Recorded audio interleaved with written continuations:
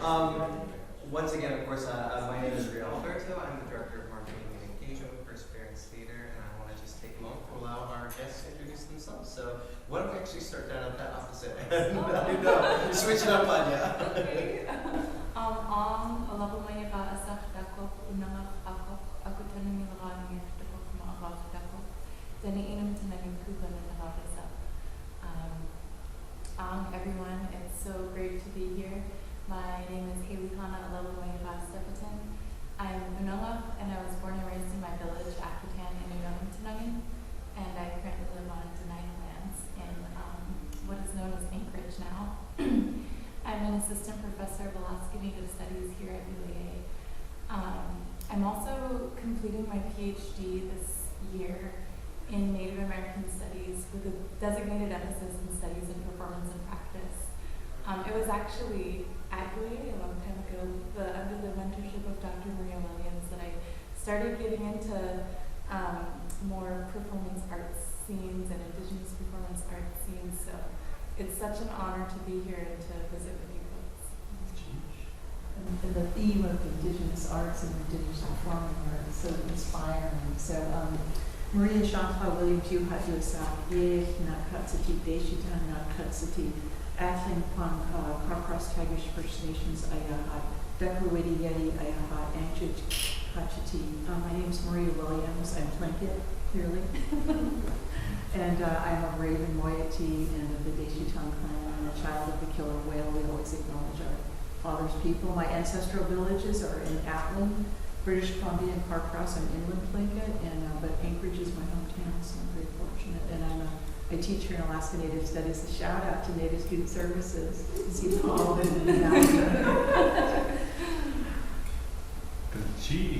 Kaash Katasse, Frank Katasse, Haliehana Stepetin, Yedi,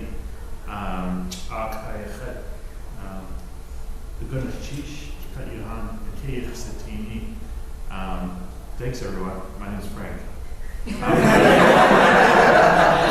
I'm split killer whale, so it's good to see my relatives here. And then the Aaron Trick is also Deshitan too. That played roles within this. So I love seeing these connections,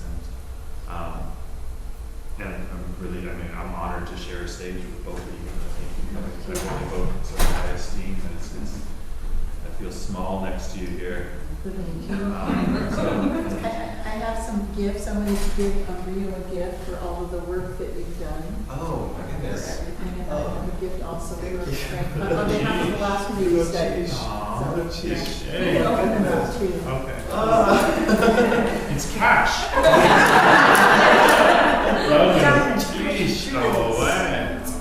Oh my goodness! Thank you so much. I know you're not a raven or an eagle, but now you're kind of a raven because you have a raven tongue. So. Oh my goodness! I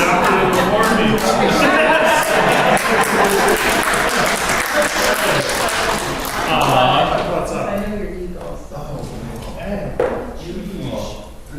Yes. Oh my goodness. Well, and just to start off, like you were saying, actually, I feel very small. I'm very grateful to all three of you for sharing your time and your energy with us this evening. The piece itself is so supercharged with themes and energies, right? When you're looking at it from just an interpersonal level, intergenerational level, and then where we are in community as well. So I know I have all sorts of thoughts and ideas as I've been sitting with this since 2019.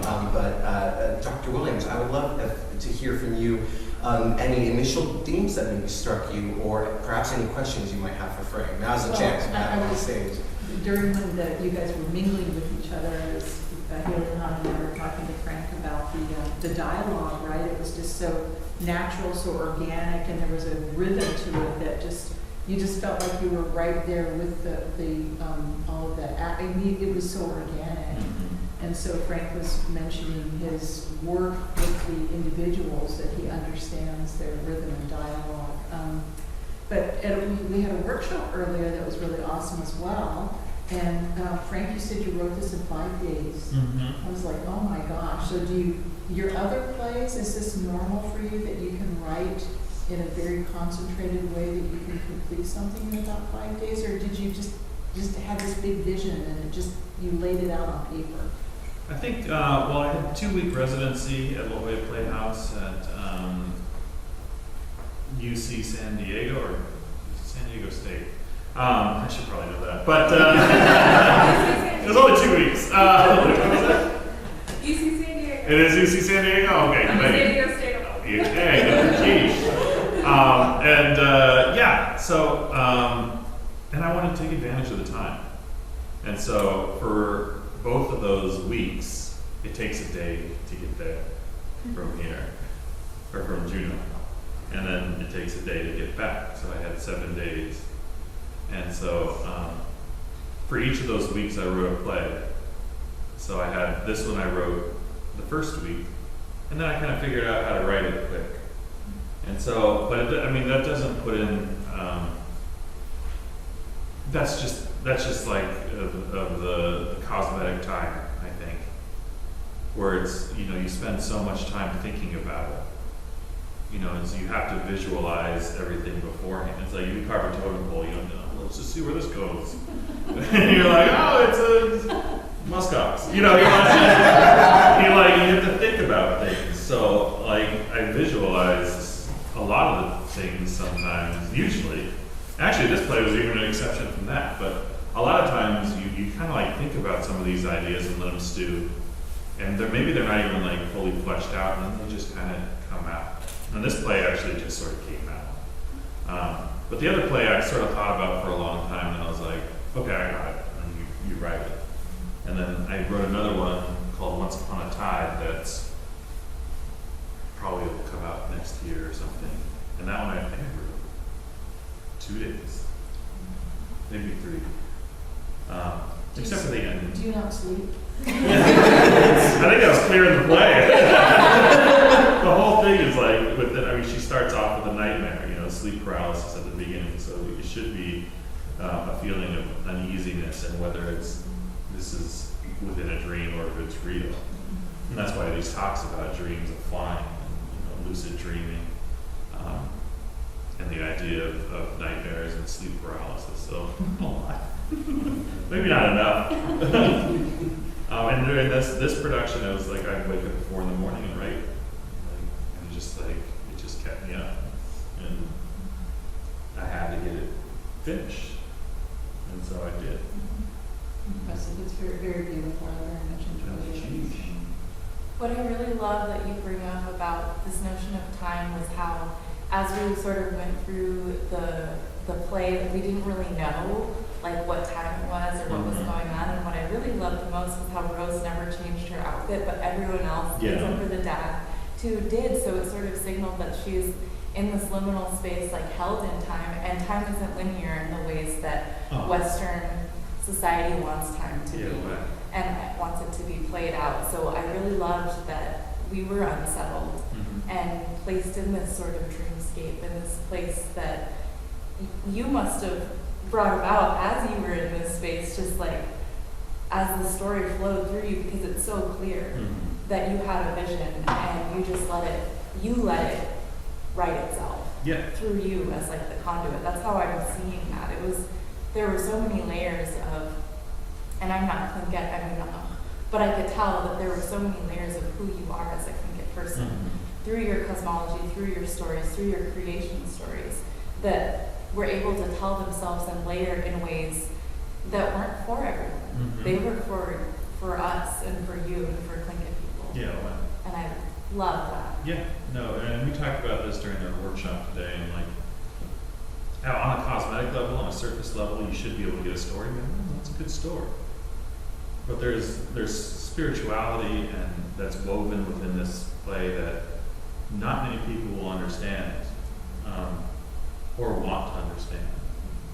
And there's themes and creatures that we hold very sacred within this play that are not on the surface level. And then you tell them what it's about, what it's actually about, and you go, oh shit.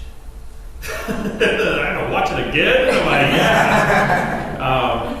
And so, and I love that, but everyone should be able to watch something, like I said, with a dartboard, throw a dart at the dartboard and get something. You're going to get something from this. Whether it's relationships or, everyone, when you're watching a storytelling, you're projecting your own lives onto these stories, and you should be able to do that with a display, even on a cosmetic surface level. But everyone's going to get something a little bit deeper.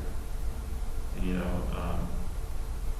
they're going to relate to it, whether, they're a different Alaska Native tribe, and it's going to get closer and closer and closer. We talked about this during the Don't Talk Back as well. Everyone's going to get a little bit closer to the bullseye. Probably no one's going to hit that bullseye of like, I get everything and I understand everything, and this is completely me projecting my story. How did you get my story? I was trapped in on a boat, so it's like, no one's going to hit a bullseye with this. And you should be able to peel back different layers and examine it. And there's jokes within it that people might not understand, that are hidden within the language, or hidden within some of the stuff. And you're like, and that's all on purpose. It's because I want people no one should be able to throw a dart and hit the exact same place someone else should. And you should, that's stories I like to see. That's movies and plays I like to see, is where everything is a little bit, your experience should be a little bit different than someone else's. And it should raise questions that you leave thinking about stuff, and how that affected them, how it affected you after you leave, how it is when you're in the parking lot. And you're talking to someone about something, and they go, I didn't even think about that. Like to me, that's why we do this. That's why we tell these stories. And that's the beauty of it. So yeah, I appreciate that a lot. And I think, you nailed a lot of the ideas and some of the things and the intentions that I was going for. So I appreciate that very much. Sheesh. So one of the other things that the workshop that you brought up, which is, and it's clearly reflected in your work and what we just saw tonight, is, this idea of, an indigenous storytelling or an indigenous play versus the typical kind of Western construct of what typically we see in theater, the arc of the storyline or the archetypal characters. And so I don't know if you want to talk a little bit, because you went into in depth this afternoon about, what is indigenous theater, what is indigenous storytelling. I mean, you basically said it's a whole bunch of different things, but you broke it down into 5 elements. That's a Is secret. that a secret? Only for the workshop. For $10.99. No, I talked about just some of the things that I thought about a lot, especially when I was writing They Don't Talk Back, was our 5 fingers of performing arts that I thought of, that I felt were unique to Southeast Alaska, and a lot of the Pacific Northwest, I guess, or Northwest Coast. But the 5 fingers of performing arts that I think about when I'm writing these plays now, I remember storytelling is always number 1, oratory, song, dance, and regalia. And how all 5 of those things can tell a story by themselves, but together they really kind of they create something that feels so genuine and so unique to where I come from. And you should be able to, it should make you feel homesick if you see all 5 of those things up on stage. You go, that's us. And it should, it should feel like soup. It should be comforting like soup when you see all 5 of those at the same time and you see them on stage. And so those 5 fingers of performing arts I think about the whole time when I'm coming through these. And I'm writing with those things in mind, with those intentions in mind. And so I write in depth about what I think costumes should represent. What Ed Littlefield, shout out Ed Littlefield's genius. And actually even in the video, it's hard to tell what the hell he's doing back there. I said there should have been a camera on him the entire time. It is bizarre. He said, people would not sit close to him during the performance. He's like, get up. And I was like telling people, get up, go sit over there. And they're like, get up. And they're like, ugh. They walk over there. Why am I wrong? Trust me. And then you're going to watch it, and you're going to watch Ed and Jill just it's a whole different play. And it should be, because that's one of the fingers of the performing arts I really wanted to emphasize. And him being on stage, a couple of things. I think I alluded to this a little bit. But him being on stage, first he was like, I don't think I'm going to be on stage anymore, man. I was like, great, I'm going to put you in the whole time. And so I just thought about that. I was like, okay. But also, I figured out why I could put him in the whole time too. And I go, I can put him in the whole time because if you go to Celebration, you watch the song leader up on stage the entire time. You're the first people up there, and they're guiding this element of the performing arts. They're guiding the song, they're guiding the dance. A lot of times we kind of hit crossroads with the thing going like, okay, I'm doing this, but then should this, and I go, every single time the musician is guiding and orchestrating, and should be the first person to do. If it's like, do I say my line, and then the music, and then this, and I go, no. Every time it's the musician that leads this, because this is him telling the story the whole time. And we talked about that because of when you watch Celebration, you watch the song leaders and our elders come up first, and they guide everything. And they're on stage guiding the whole thing. And I go, that's the structures I want to base this off of.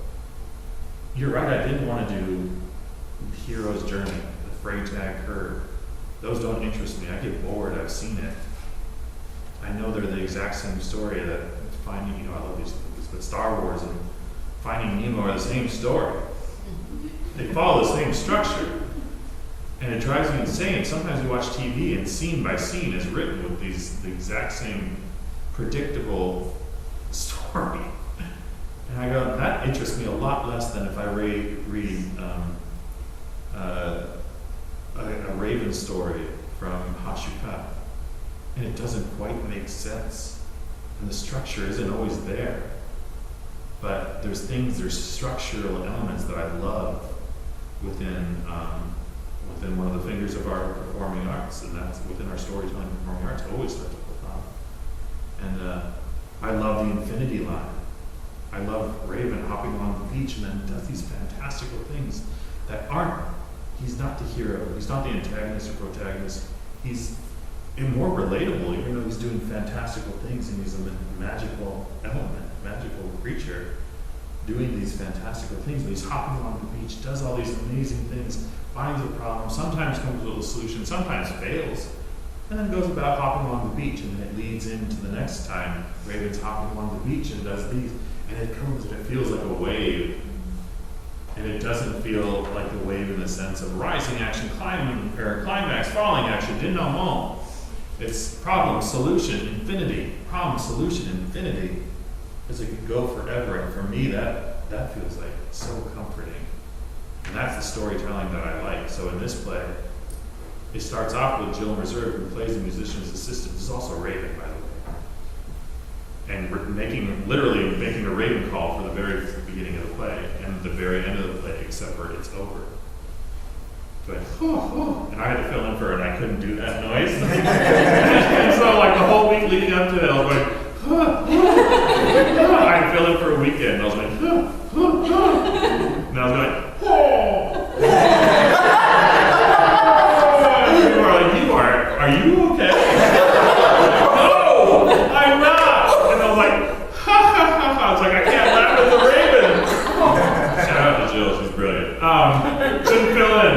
And I was like, too many times I'd give like Ed something, he'd give it to her, and she'd do it masterfully, and I was like, oh no, now I have to do it. I'm like, bong. One time I was like, did it, I've seen this play once or twice. So I was like, sometimes I'd space out, and like ADHD would kick in, and I was like, my line is sacrifice, bong, and it's like in the middle of a monologue, and I'm like, I did that once, I go, bong, and Ed does this. I go, and then like a line later, it's like sacrifice. So I literally, but that is the infinity line. She starts off, Suhakakewa, or Suhakakewa starts off, means another day has dawned upon us. Another day, light has broken upon us. Goes through the play, does it again, Suhakakewa, and that's the infinity. Like, the next one's going to be different, but like that again. And so there's something comforting about that, and I like that structure. And I was like, I'm tired of going through Eurocentric heroes' journeys. And I was like, we have these storytelling that I've been here 10 to 20,000 years, maybe more, 100,000 years. Time immemorial. It's like, let's go back to that. Let's tell that story. And a lot of times, people who have heard these stories in one way or another go, why does that feel so good? And it's unpredictable, and it doesn't always have nice endings. It doesn't always tie everything up. And I love that. And that makes me think, and it makes it flexible. You can tell the same story twice with emphasizing one word, and it means a whole different thing. And I love that. So those are the structures and the ideas I had going into this. And I wanted to do it as a challenge to see what it felt like. And it's easier. Sometimes painting by numbers is kind of difficult.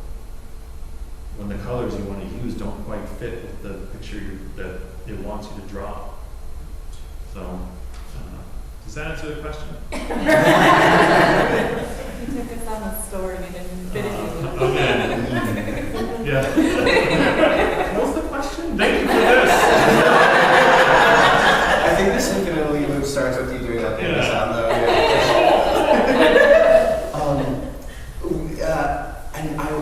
And we'll open it here in a moment just to audience questions as well. I do have a question that I actually open to all of you in that you're talking about departing from Eurocentric models that dominant culture of performance, right? Our field, right, kind of demands that we adhere to, and that as we're breaking away from that, we're seeing new artistry emerge. And sometimes people have confusion, right? They're asking you, oh, is this what the monolith is now determining is their theater and their performance, right? And so I guess I would love to hear from each of you, or from any of you, kind of what are the positive impacts that we're seeing for young artists, for communities, for institutions as wholes, as we start to uplift and give platform to contemporary Indigenous stories, looking at beyond just the historical fiction and into where we are now, right? What are your thoughts on the work that you do, or what are your thoughts on the positive impacts it has for a community, for a school, for an institution, for those sorts to be heard? Yeah, I think that's the right word. English language, I have very little respect for it at this hour. 17, what was the question? Yeah. Oh, go ahead. No, you. No, I was one of the things that you mentioned at the workshop earlier too was this idea that traditional, music and dance is storytelling, and of course, we've witnessed a beautiful renaissance in Alaska Native music and dance, which has been so inspiring to me to see that. And so I think seeing young people, which really this renaissance began when young people were like, I want to wear regalia, I want to sing a song, I want to, they were so intuitively drawn to their,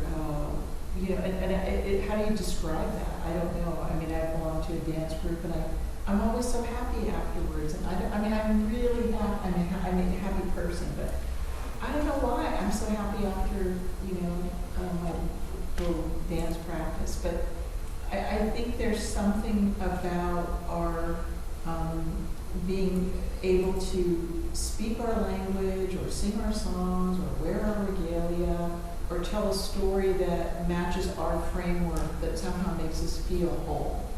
And I think I see that reflected in the youth. I mean, you're a teacher, you see it in all your students. They just blossom. Mm-hmm. So that's my answer to your question. Yeah. I love what you said, Dr. Maria. And I think about this often, like what it means for us to, and this isn't even just representation.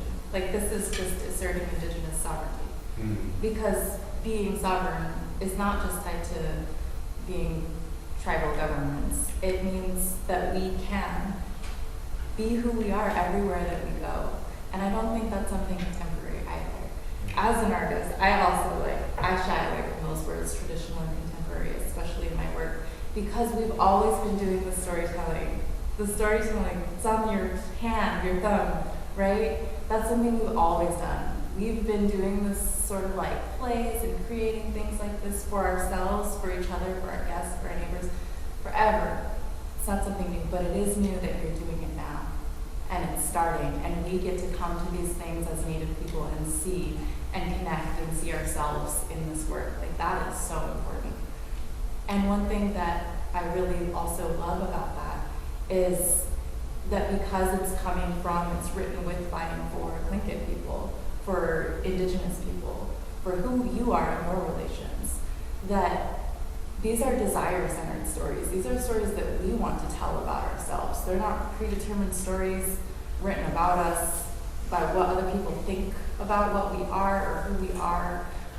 Since cultural appropriation is such a huge part of just being Indigenous in these performance spaces, it's such a turn on the head to have people come to this, Native or not, and be forced to sit and witness what Indigenous sovereignty in performance looks like, and what indigenization in performance looks like, and being able to tell the stories that we want to tell that aren't ridden and riddled with trauma, or like the poverty porn, the trauma porn that people want to see us play, right? They want to see us project these images about being hurt or whatever. But what I just saw, that was a desire-centered Tlingit story. That was, I'm gonna tell the story that I have probably been sitting on for years, and you had the opportunity and you knew the people, and it came out and it shows, and it's just so powerful. So those are my thoughts about your question. Follow that. I Those are two brilliant answers. I don't know. I think it's just. I speechless. It was a beautiful answer from both of you, but I'm not going to ruin it. I think I'm Thank you. Yeah. Thank you all for that, and thank you for sharing this understanding, for broadening my own. I want to take a moment now for any audience questions for any of the guests up here. Yes. Hi. Frank, hi, it's nice to see you. Thank you so much for that beautiful story. It was really moving, and I'll be thinking about it for a really long time. And I just, my personal curiosity, because I have my own relationship with boats from where I grew up with an ocean and everything. And, is that a personal thing for you, the boat aspect, or where did you come up with that idea?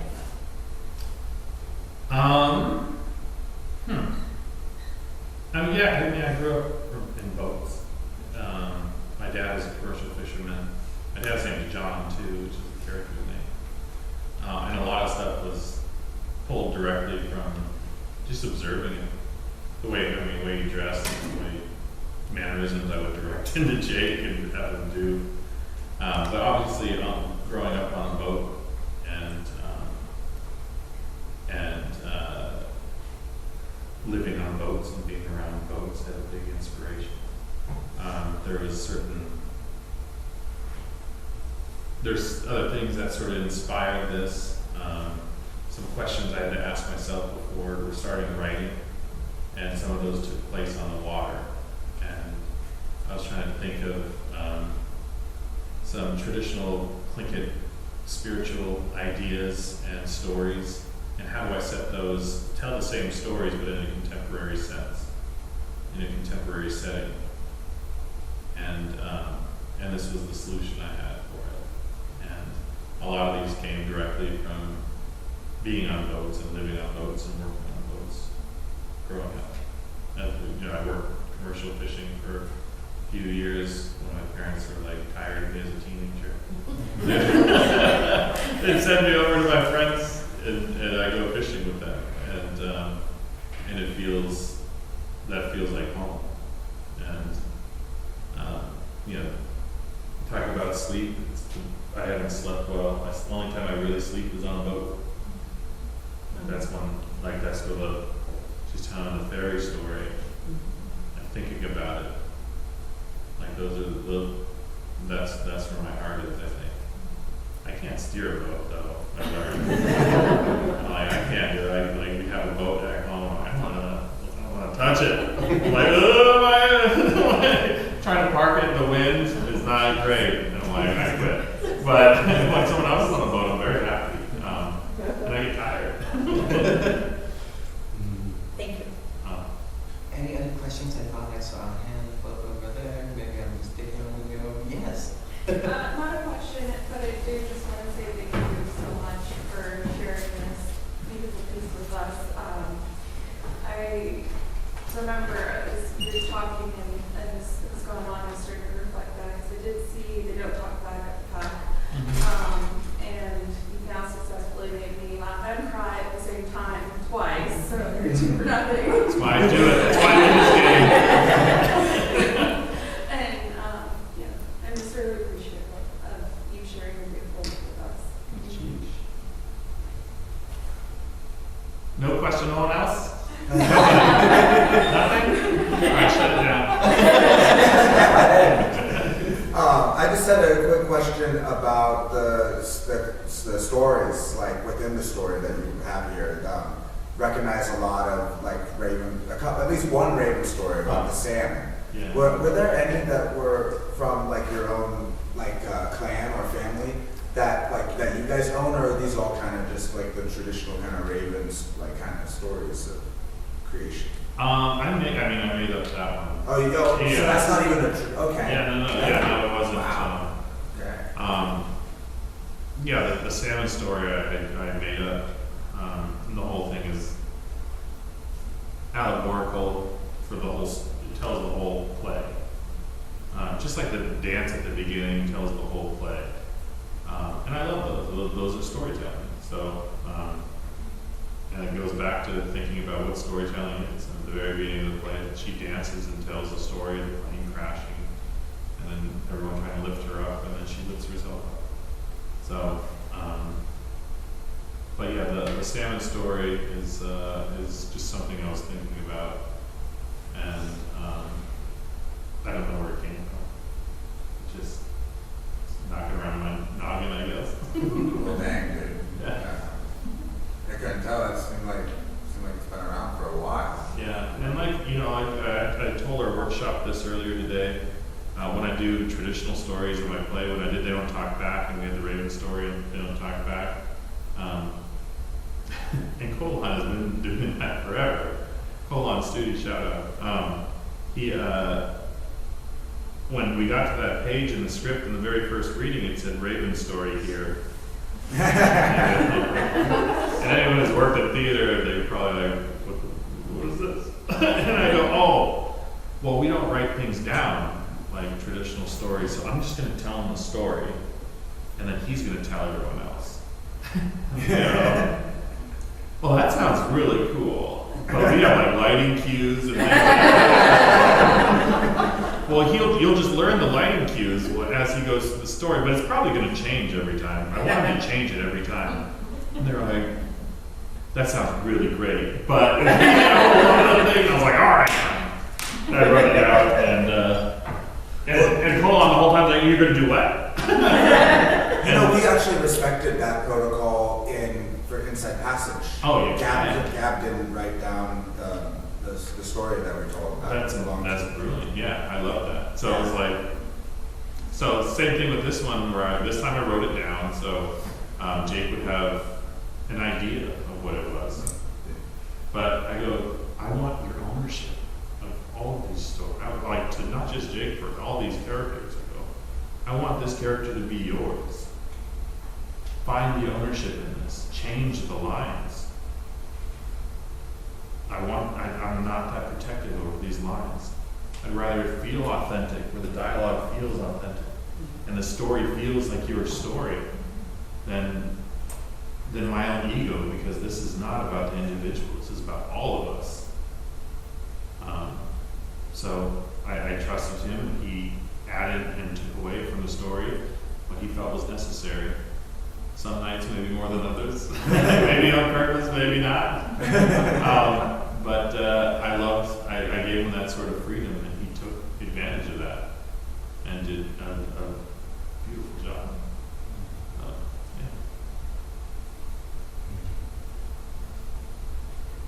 Similar to the lifestyle, I just want to say thank you. And I don't know if I'm one of those people who I'm like, serve on the, I'm a birth worker, I go to births, and I was at a birth this morning, at like 3 in the morning, so I was like actually like kind of falling asleep, and I felt really bad, but I was kind of like I didn't totally fall asleep, but I kind of was like dreaming through this because I didn't sleep at all last night. And I also serve on the Maternal Child Death Review Committee for the state of Alaska, and I sat in a review yesterday. So this was just so like powerful to hear the story, like after experiencing those things in the last 2 days, and I just thought I was gonna come hang out with my friends, which I'm doing, and then to receive this really beautiful gift of bringing all those experiences I've been through and more full circle was just very healing. And it was really special, just like Hannah was saying, to be in that liminal space, but then really it was so powerful. Like I didn't fully fall asleep, I was just very tired. And I'm awake again now, but I was up all night with a brand new baby, and I was able to meet this beautiful, beautiful new baby and be there with that family. So I just really appreciated seeing that, reflected in this story and more. So thank you. Yeah, I think a lot of that was just trying to address things. You know, I have 2 kids. I have a lot of nephews and cousins that have kids, and a lot of these are things that we either experienced firsthand or people that I love dearly experienced. You know, like and things that we kind of were met with, and some of the conversations that we had to have at some point. And I think this goes back to what you were saying earlier about addressing contemporary problems. You know, just like not problems, but just telling stories about us now, and maybe always. But I was thinking about that. And I didn't want to write. I don't write things that are set historical fiction very well. I try to think of things that we're going through right now, and even people who are non-Indigenous people should be able to watch this, throw the dart, but also like by projecting some of their ideas or realizing that we're going through similar things as them. We're building bridges and making connections. And I think that's really sort of a beautiful thing. And that's one of the things I want to go through. And it was also like very conflicted at some points, because I was like, I'm addressing things like postpartum depression and stuff, and I'm like, I'm a guy. But I'm a dad, and I some of the people that have been affected by some of these things are people I love dearly. And some are still going through it. And 10 years later, they're still dealing with some of the things that I watch, or that they went through. So, and those are things I thought about. And things like, well, you aren't feeding your kids fish, or like, yeah, or you're not eating fish, or like, it's the only thing my wife can eat. She didn't eat fish till she moved up here. She's Lake Tahoe, but she didn't eat fish, and then she came up here to Alaska, still didn't eat fish. And then she was pregnant with my daughter, and the only thing she could keep down was fish. And I go, that's my Tlingit baby's hungry. People go, oh my goodness, like, you shouldn't be eating fish. And I was like, we used to get baked salmon rolls from the Chinese food place. It got to the point where I called and they're like, yeah, we know. Baked house fried rice, and I was like, yeah. They're like, see you in 20 minutes. Are you calling a little late today? And I'm like, yeah, well, I don't know what happened. But it's the only thing she could keep down. We just thought that was interesting. And then we go to like baby groups or like expecting parent groups, and they'd be like, we're eating fish, that's the only thing she can eat. And I was like, man, I'm almost tired of fish. Almost. Like, yeah, so, and those are, trying to address like things that people are going through and maybe aren't talked about a whole lot. And are embarrassed about, breastfeeding and stuff. My grandma didn't breastfeed because she was too embarrassed. And so all my dad and all his family all had, I think they had like evaporated milk or something. They all lost their teeth because of it. And she was like, the way she was raised, she's like, put a baby to our breast. Stop. And so I wanted to make sure that we know that these are things that people do. And it, like I said, I was trying to like approach it as delicately as possible as a male trying to talk about these things. And checking with family members, is it okay, my man? They're like, yeah, please do. Like that's some of the representation that we need, and these are contemporary stories. Yeah, appreciate it. Sheesh. And congrats for being there with the baby.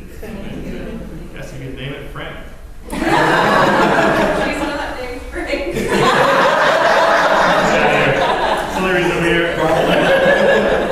Oh, we have time, I believe, for one more question, if that's all right. If anyone has a final thought. Yes. It's not a question, but I want to give a shout out to like the actress that played Rose, because I was absolutely blown away by the way she was able to change her tone, her demeanor, the rhythm in her speech, her body language when she was having that dialogue between her papa and Anthony.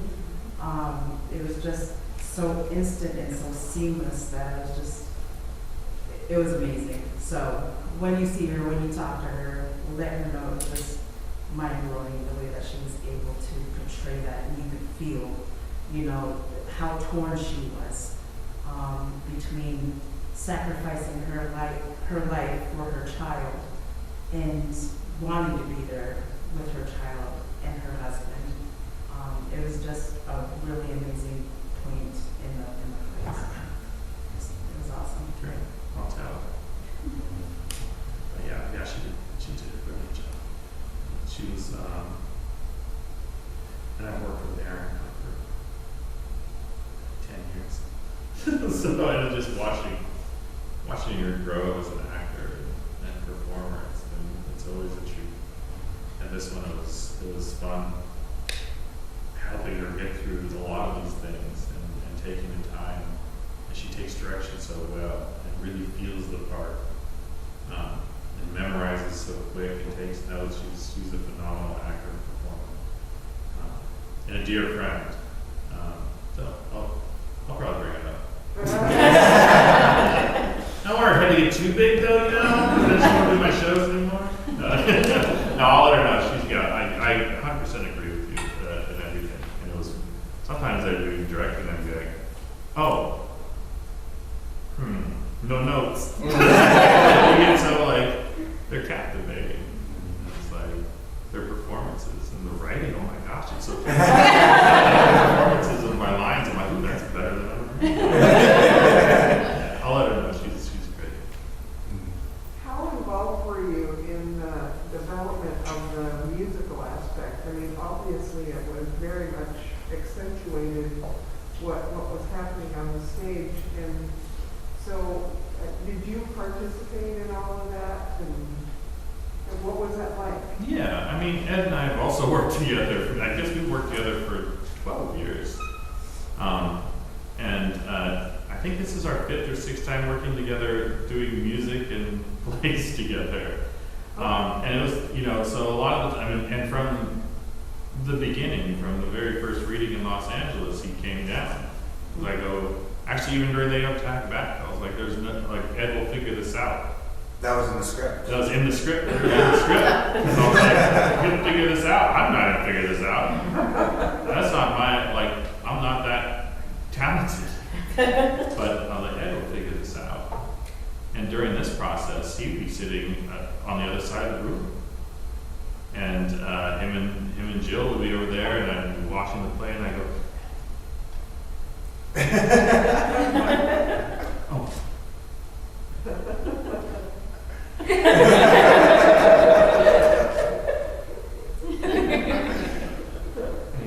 And then we go do it again, and he'd have all that implemented. And then we go, okay, let's do the scene again. And do boom, done, and finally, I think one of the assistants said, "How did you do that? You didn't say a word." And I go, "Well, I was telling him to do you were to do this, and he was like, yeah, he was telling me." She goes, "You didn't say anything." And I go, "Did we not say anything?" And I'm like, oh my gosh. And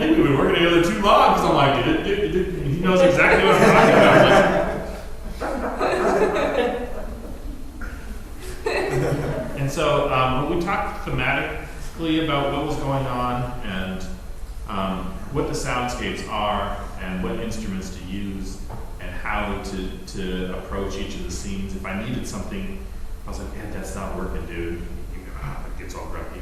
And then what about this?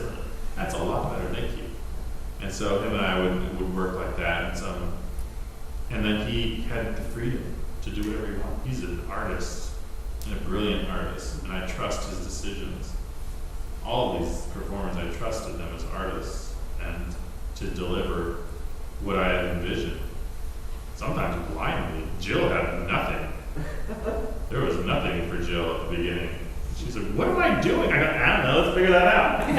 Like first day of rehearsal. And then by day 2, she's like, okay, I know what I'm doing. And trusting Ed to help build the soundscape, not just Foley's of like crashing, adding that in, but also like, what does this all represent? Someone goes, it just sounded like noise for like the first 10 minutes. And then I go, that all means something. Yeah, and she goes, that song you were singing. Hey, hey, hey, he's going, boom, boom, boom, boom, boom, boom, bing. And you go, he's playing that song on pots and pans. And I go, yeah, he sat there for a long time figuring out which pots and pans made those sounds. He's at like Goodwill or Salvation Army going like, boom, boom, boom. There it is. Or like down in the cost or in the props room, we're like, bum, bum, bum, bum, bum, bum, bum, bum. That's it. You know, so giving him the freedom to do those and trust to do those. And I'm like, sometimes I'm like, what the hell are you doing, Ed? One of the things you couldn't see in this during the hummingbird sounds is that he got some dog toys from Ace Hardware, drilled holes in them, put a bolt in them, and then went around the theater on different textures going and pulling it down across the walls and books and things. Like he was like, no, that's not it. No, that's not it. This is it. And it sounded like a hummingbird. And then I go, and 2 of those. And he's like, and I go back the next day and go get another one, drill another hole in it, and then I'm like, and I go, now they're fighting. And he's like, and I go, now it's 1, he's sick. He's like, I go, that's it. And so it's wacky. But just trusting him as an artist to come up with these things, I was like, not a lot of people go to Ace Hardware and be like, this is the one. Like, find a dog toy and drill a hole and like find the right length bolt to like make the bouncing happen. So just trusting him to do that. But him and I started communicating without even saying anything for like a while. And sometimes I'd be like, you gotta cut this sound, it's drowning. He's like, no, I really like that sound. Like, okay, well, it's drowning. He's like, okay, what about this? No, there it is. Okay. So, brilliant person. Sort of like, it was like this laboratory back there. And like I said, if you sat there, you go, what the heck are they doing? And him and Jill would like have interactions the whole time. They're talking, or they're like miming. And you're like, this is a whole different play. So anyways, yeah, I hope that answered it. What was the question? 17. Thank you. And thank you all. I want to just, we'll give you space. I want to thank the UAA Theater Department, the chair, Ryan, all your students that are making everything happen. So thank you so much. And thank you for making the partnership with Perseverance happen. No way. Yes, absolutely. Before we do depart, though, I will open if you would have any final thoughts that you would like to share about either what we just saw, about the work that you continue to do, or about Perseverance Theater's continued goal, the re-indigenization of the work that we produce on our stages. I just want to say, go Perseverance Theater. Very task. I can't wait for the next production. So, yes, very excited. And I'm happy this happened, that you were able to come to Anchorage. Me too. Okay, go ahead.